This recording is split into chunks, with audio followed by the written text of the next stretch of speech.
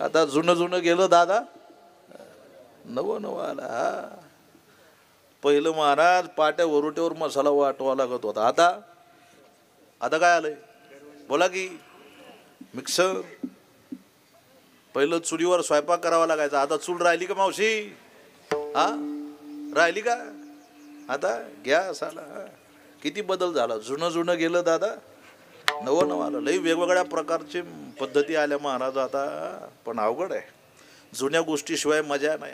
आता लोक घरी गॅसवर खातात, पण कधी मधी महाराज बाहेर लिहिलेलं असतं चुलीवरची भाकरी मिळेल, लोक तिथं जाऊन जेवण करतात. आणि गॅसवरची भाकरी आणि चुलीवरची भाकरी याच्यात चवीत सुद्धा बदल पडतो. बदल आहे. पण काय आता एक एक एक एक एक एक गोष्ट बदलायला लागली. आता सगळ्या सुविधा आल्यात. आता महाराज चपाती लाटायची सुद्धा गरज पडत नाही. चपातीचं मशीन आलंय, दाबली का नाही फुगून बाहेर येते.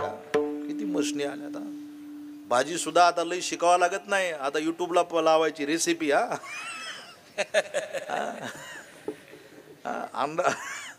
अंधाधुंदी कारभार आहे. आता फक्त मला वाटतं एकच गोष्ट राहिली बा, जेवायचं मशीन यायचं राहिलंय. तेवढी तकलीफ होती माणसाला, आणि ती मशीन मी काढणार आहे. ते मशीन काढणार. ते मशीन असं JCB सारखं राहणार, खेकडा मशीन सारखं. माणसानं त्या मशीन पुढे बसायचं फक्त. ते मशीन सगळा काला करून घेणार. माणसानं फक्त करायचं, ते बरोबर उचलणार. यानं फक्त गिळायचं काम करायचं. मग माणसाचं पोट भरलं कसं समजणार? त्या मशीनला एक शिट्टी असणार कुकर सारखी. जरा माझ्यासारखा दुबळा माणूस असला का एकच शिट्टी होऊन द्यायची. जरा तब्येतवान असला का 2 शिट्ट्या होऊन द्यायच्या. अवघड आहे. आंघोळीचं सुद्धा मशीन आलंय. तुमच्याकडे आलं का नाही? नाही, आंघोळीचं मशीन आलंय. आता 8-10 दिवस झाले मी एका मशीन मध्ये गेलो होतो.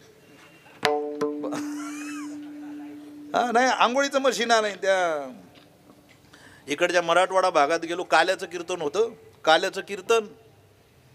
आणि उशीर झाला थोडा सकाळी. मी म्हटलं मी लवकर निघालोय, रात्रीच आंघोळ करायची. ते म्हटले बाबा वा वा वा, आता 4-5 दिवस झाले आम्ही मशीन बसवलंय आंघोळीचं. ते म्हटले मशीन मध्ये आंघोळ करा. काय नाही, राहू द्या राहू द्या, मशीन मध्ये आंघोळ करा. म्हटलं आता हे मशीन नवीनच आहे बुवा. बरं 9:30 पावणे 10 वाजले, काल्याचं कीर्तन चालू करायचंय.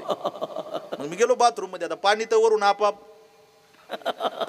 आपाप पडतंच. ते असं खुर्चीसारखं मशीन आहे. आपण फक्त त्या खुर्चीवर जाऊन बसायचं. मी बसलो त्या खुर्चीवर जाऊन. दरवाजा लागला. मग वरून पाणी चालू झालं आपाप. सेन्सर आहे त्याला. माणूस बसला वरून पाणी चालू होतं. ते पाणी 1-1.5 मिनिटं पाणी चालतं.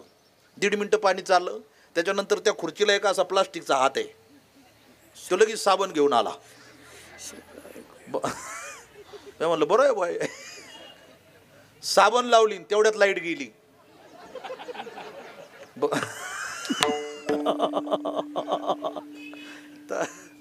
तर भजनी मंडळाचे फोन चालू कार्यकर्त्यांना, काय करावा? ते म्हणले चालू करा, महाराज लोड शेडिंग मध्ये अडकलेत. शाहिरानं एका पवड्यात वर्णन केलं जुन्या. आली आली यंत्राची कला आपल्या देशाला, भारत देशाला. आली आली यंत्राची कला आपल्या देशाला, भारत देशाला. पैसा बघा सारा त्यांनी नेला, देश हा त्यांनी बिघडवला.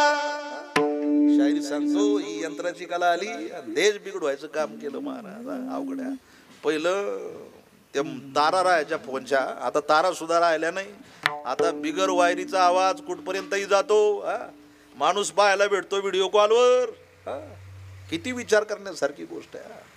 बदल झाला.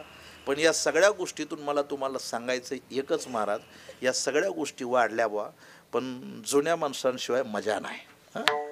हे वाक्य खूप महत्त्वाचं आहे. आमची आई 9वारी साडी घालायची. आमची आई 3 रंगाचं लुगडं नेसायची. पण सकाळी उठली ना तर चुलीला पोचारा दिल्याशिवाय चूल पेटवत नव्हती. ही तिची संस्कृती होती. अजूनही तिच्या डोक्यावरचा पदर कधी खाली येत नाही. ही तिची संस्कृती आहे.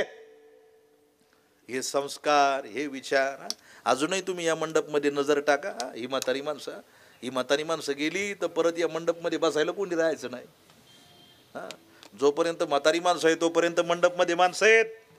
एकदा ही म्हातारी माणसं बाजूला गेली, हा टाका आजच या मंडपमध्ये विचारपूर्वक लक्ष द्या. हा या मंडपमध्ये महाराज 80% म्हातारी माणसं आहेत.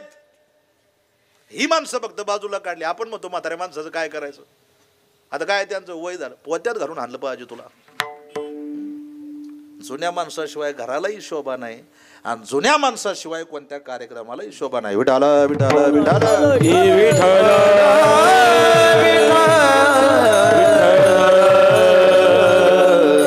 म्हणून या सगळ्या गोष्टी ज्या होत आहेत या विषयापायी होतात. मग हे विषय जर तुम्हाला बाजूला लोटायचे असेल तर पहिला प्रश्न विचारायचा याला का मला मनुष्य जन्म का मिळाला. बरं मिळालाय ना, तर मिळाल्यानंतर कशा करता मिळाला.